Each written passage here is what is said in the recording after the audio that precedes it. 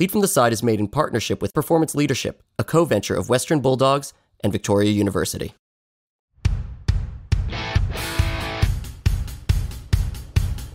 Hi, I'm Spencer Kassimir, and this is Lead from the Side. Today's guest is Simon Johnson. He is currently the non-executive chair of the Rugby Football League, one of the top 5 sports in the UK, and non-executive chair of SIS, a multi-channel supplier of live betting services to leisure operators globally. In his extensive career, he has also been Director of Corporate Affairs at the FA, COO of England 2018, and board member at Swim England. But this is just a fraction of his story. His company, SJRB, provides consultancy and advisory services to charities and companies in the leisure sector. He also provides career and business development mentoring services.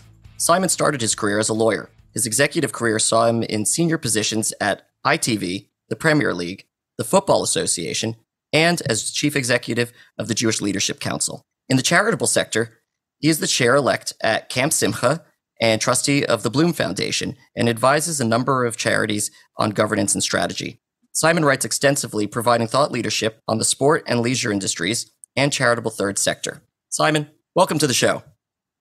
Thank you for having me on, Spencer. So, obviously we're covering some distance here, and being a longtime supporter of the RFL, it'd be great to see your insights on the game as it is now and where it's headed. Someone with an American accent who lives in Australia talking so passionately about rugby league is great for us. As you said in your introduction, rugby league is a game with a tremendous heritage. And over the history of the rugby league, it's ebbed and flowed along with the social development of England and the United Kingdom. And where we find ourselves now is that I think rugby league in England is very, very proud of its heritage. It's proud of the character that its foundation gave to it. But we're in a very bright and exciting future. We've innovated now in creating a way of governing the sport that has all of the commercial exploitation set off into a separate side business, a side joint venture, which allows the revenue that is earned from exploitation of all of the assets to benefit the whole of the game. And finally, we've entered into a long-term partnership with an international rights and media agency, IMG Endeavour. And they're alongside us, helping to really exploit the exciting opportunities that I think the modern digital environment creates. Coming to rugby league on late night TV, it's very easy for somebody who's familiar with gridiron football to quickly understand and pick up the rules of rugby league, yet we haven't seen the same growth in rugby league in the United States and Canada that we've seen in terms of the headway that rugby union has made. Are there futures? I mean, IMG is clearly linked with the US. Is there a vision for growing the game in that capacity? Well, I think we are trying to grow rugby league wherever we can. The advantage, I think, of rugby league is the sheer athleticism of and skill of the athletes, and the fact that they don't have any padding on them, which of course is the biggest difference. And to the extent that, if you were a US-based sports fan and you were shown a number of sports alongside and said, pick the one that you would like to follow now, I am sure that the majority of people would follow rugby league. I think it is a better game, a faster game. I think one of the problems that we've had is that as a game internationally, we've been under-resourced compared to others. And so we're looking to see if we can develop the resource ourselves to be able to invest into growth areas, of which the United States is one. Rugby league is played all over the world, and I think that we could benefit from investment and growth in many of those countries.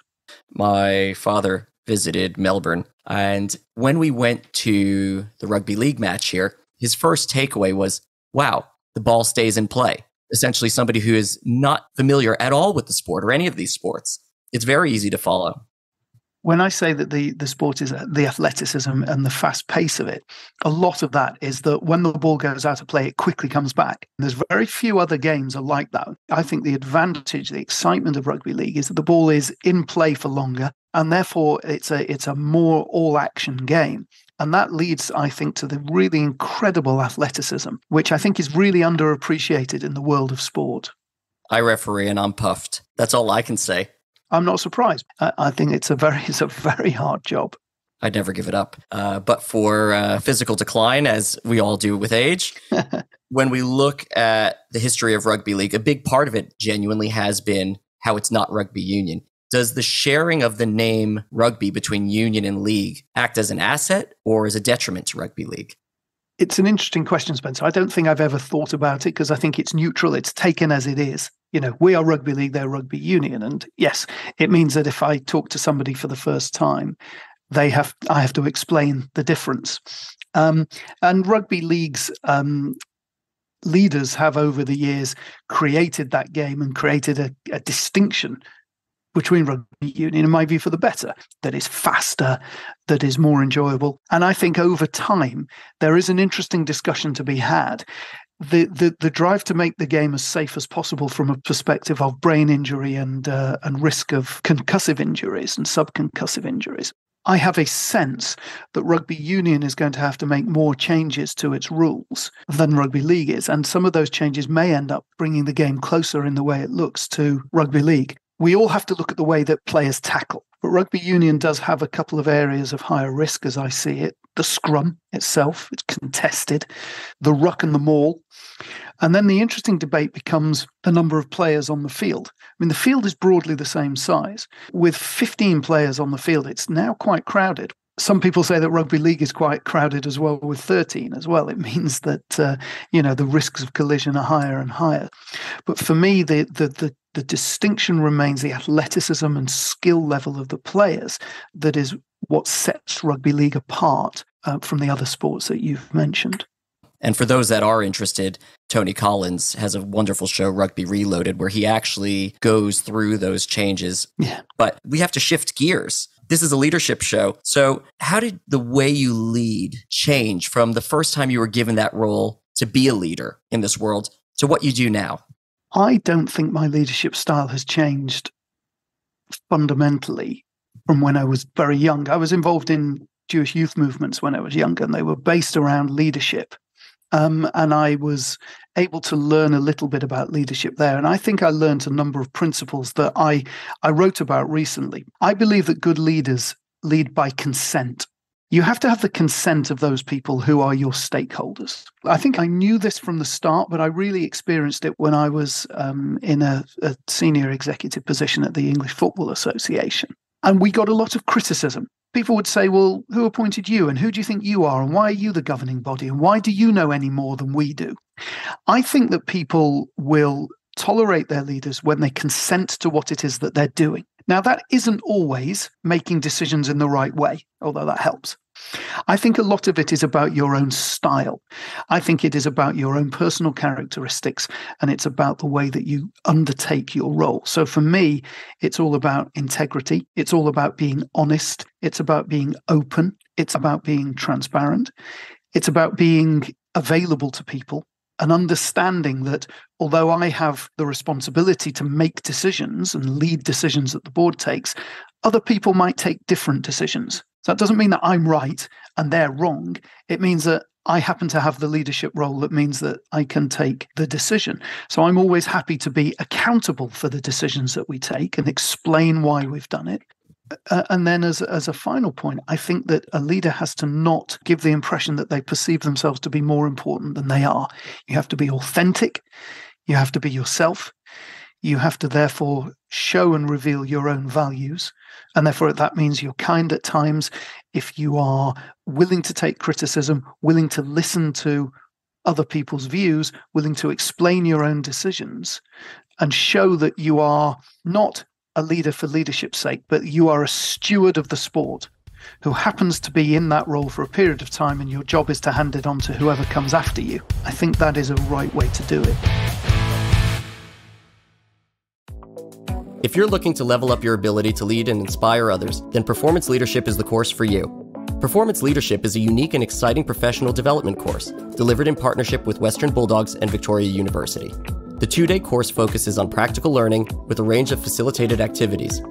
Learning is complemented by high-performance sport insights from a range of Western Bulldogs guest speakers and senior industry leaders. Join like-minded professionals at Performance Leadership in Melbourne this October. To find out more, visit education.westernbulldogs.com.au.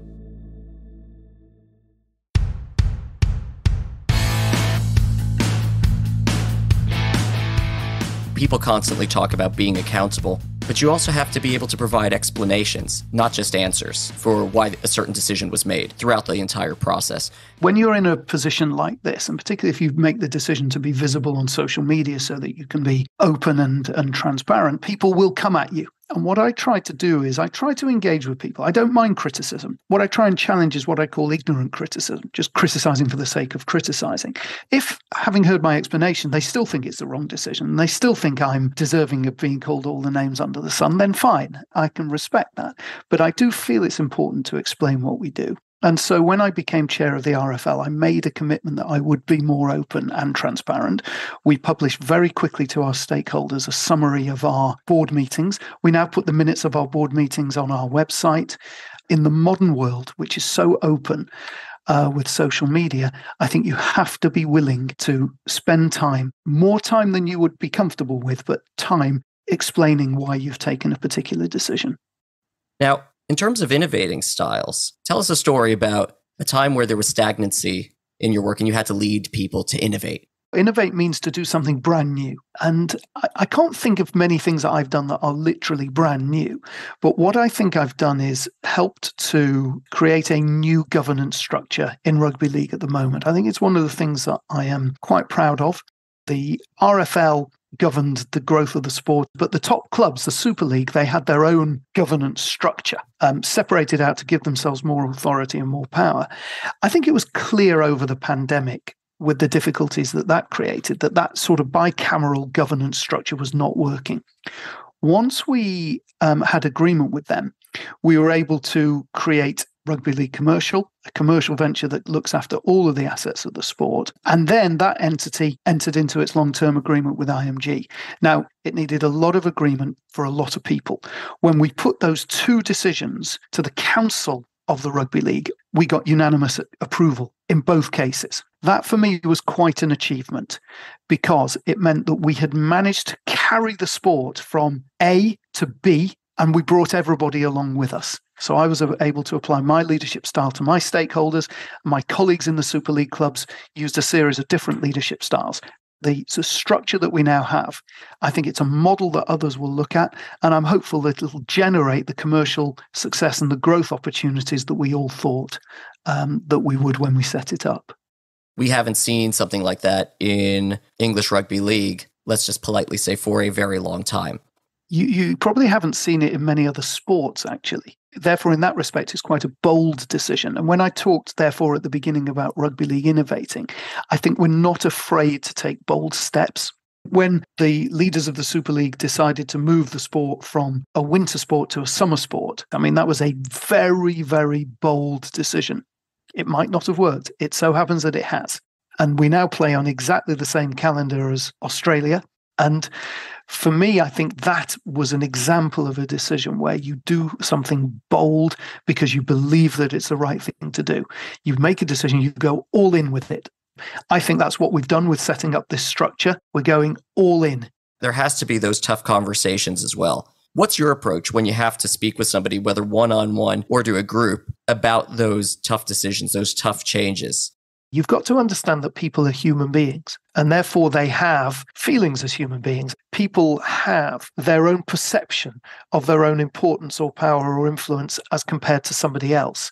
And it's really, really important, therefore, if you are trying to influence people, is to sit down and understand what motivates them, where they are, what's important to them, what's less important to them. You can understand on a human level what are the buttons that you should press, what are the buttons you shouldn't press, what are the things that you might be able to move people on. And if you can maintain all of that and enable people to come out of a negotiation feeling that, yep, they are comfortable with the outcome, that they've got something that they want, they've had to give some things that they haven't, I think that's the ideal way to do it. I think that's why it took us a long time to agree the change in the restructure, because it took a long time to move people. And that involved, I think, a process where you had to build trust so that if you sat across the table and said, you know what, I can't agree to that, but I could agree to this, they trusted that you were doing it from a good place and for the good reasons and that we're all out to achieve the same objective. As I say, it's all about showing myself and my own authenticity and my own integrity and my own values, and hoping that those are means of trying to, get people to come to decisions that I need them to. some of our most valuable lessons aren't the successes we've had, but also the failures. What was your biggest failure that you felt you learned and got the most out of? Well, the biggest failure by some margin was England's failure to succeed in the FIFA World Cup bid in 2018. I mean, I was a senior member of that team, and that particular failure, and it was really quite substantial. We only got 2 votes. It was very, very difficult to take. We'd worked on it for 2 years. We were convinced that what we had was enough, it was right, and the whole country was behind us. I think what that taught me was really about resilience, that things that go wrong are not necessarily a reflection on you. There could be other factors that have led to it, and you have to understand what those other factors were. Because I think we understood that we were comfortable that we had done everything that we could. We'd done it in the right way. We could look ourselves in the mirror and say that there was nothing that we had done that we should have done differently. That taught me, I think, when you make a decision, be proud of it. Understand you could have done something differently that might have had a different outcome, but don't ever regret what you've done. And I think that was a very valuable lesson. How old was I? I was in my 40s when that happened.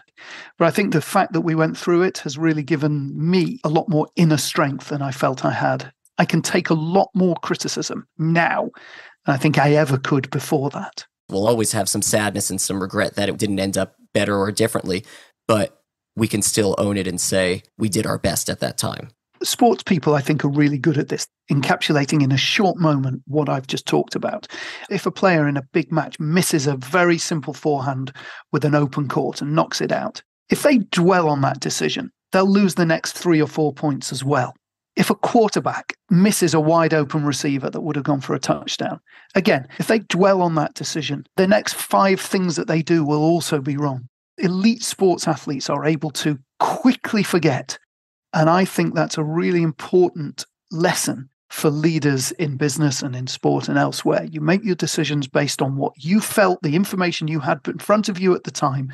If it turned out to not be right, on to the next, learn what you can so that the next time you take a decision, you've got more information to help you to make a better decision. I think there's an element where, and I'd love to know your opinion on this, where people have to be able to also forgive themselves for making the wrong choice. Yes, you'll regret it sometimes and you'll dwell on it, but not for too long. I think it's all about making the very best decision you can and being comfortable that you've done that, but also accepting that it could be different some other time. Those things are all very important. It builds resilience. I think it makes you human.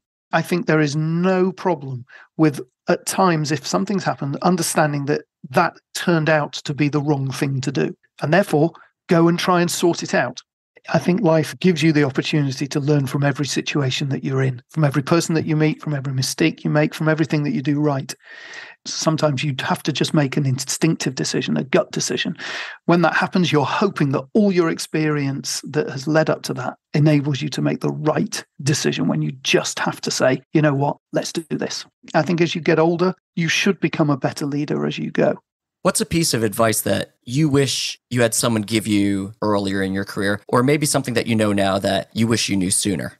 When I give advice to young people at the moment, I always say, things don't necessarily always go to plan. Try and learn from everything. Try and in every situation you're in every job that you're in, try and learn as much as you can. So that if, for example, you get sacked, you don't mope on the fact that you're now out of a job, but you move to somewhere thinking, I am a better person now because of everything I've learned and experienced in that role. And I think it's that ability to deal with setbacks and develop resilience that I had to learn quite late in life. Do you feel it would have been any different, or how would it have been different if you had those setbacks earlier? I might not have tried certain things. I have a certain amount of self-confidence that allows me to go for positions and seek to achieve things. Had I probably experienced setbacks, I might have been a little bit more reticent. But for me to put myself forward to be chair of the Rugby League, there's an element of imposter syndrome that can inflict people when you go for a leadership position.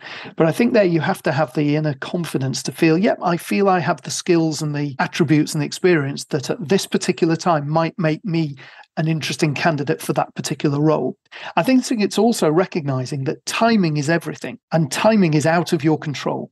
That doesn't make me a worse person. It just means that the circumstances are different. Timing is a bit of luck, and you've got to try and use that to your advantage. I'm really glad that you brought up imposter syndrome. And it's something that many people and many leaders also feel. Is there any way that you managed that or continue to manage that if you still have it when that feeling occurs? I'm going to give an answer that I gave to somebody that I'm mentoring who holds a leadership position within the Jewish community, is a young person. And I said, you have to stop being amazed that you have this role. You have it because you deserve it. And if you spend your whole time thinking, isn't it wonderful how far I've come and where I am, you're going to miss out the opportunity. This person has a fixed term in this leadership role. Get on and do it now. You have to understand, some people appointed you. They did that for a reason. Now, fulfill the trust that they've placed in you. Very well said, and it's a fantastic way to wrap the show. Simon, thank you so much for making the time to share what is genuinely a very personal experience that you've lived. I enjoy talking about these things. I think it's very important. I do believe that leaders need to be genuine and authentic in themselves, and that's why I've felt quite happy to share my thoughts now. You can follow Simon and the organizations he's currently involved with at SJRB Simon, as well as at the RFL and at SIS Ltd. Thanks for listening today, and thanks to our sponsors. More information about the show and our guests can be found in the show notes. You can follow the show on Twitter or LinkedIn at Lead From The Side, or myself on Twitter or LinkedIn at BallsOutPhD. If you want to contribute to the show, send us an email at leadfromtheside@gmail.com. We look forward to hearing from you. See you next time, and remember to lead from the side.